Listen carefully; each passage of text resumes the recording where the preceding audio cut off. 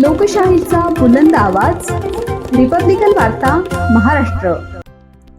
छत्रपती संभाजीनगर येथे किरीट सोमय्या यांच्यावर गुन्हा दाखल करण्याची मागणी। बातमी छत्रपती संभाजीनगर येथून। माजी खासदार किरीट सोमय्या यांनी कोणताही ठोस पुरावा नसताना भारतीय मुस्लिम नागरिकांना बांगलादेशी असे संबोधले।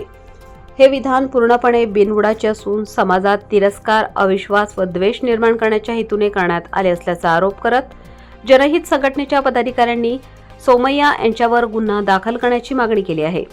या संदर्भात संघटनेच्या पदाधिकाऱ्यांनी जिल्हाधिकारी कार्यालयात निवेदन दिले। भारतीय संविधानाने प्रत्येक नागरिकाला समान हक्क दिले आहेत, मात्र धर्म, जात व भाषेच्या आधारावर कोणालाही विदेशी ठरवणे हा गंभीर गुन्हा असल्याचे निवेदनात म्हटले आहे।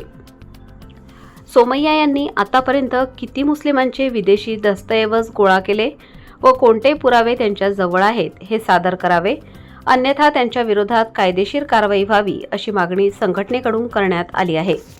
हे निवेदन विभागीय आयुक्तांच्या मार्फत महामहिम राष्ट्रपतींकडे पाठवण्यात आले।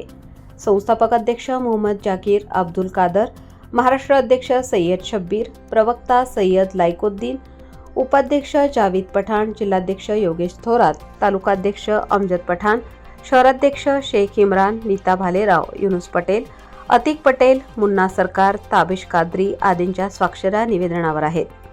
रिपब्लिकन वार्ता महाराष्ट्र वृत्तवाहिनीसाठी मराठवाडा उपसंपादक अकबर शहा, औरंगाबाद।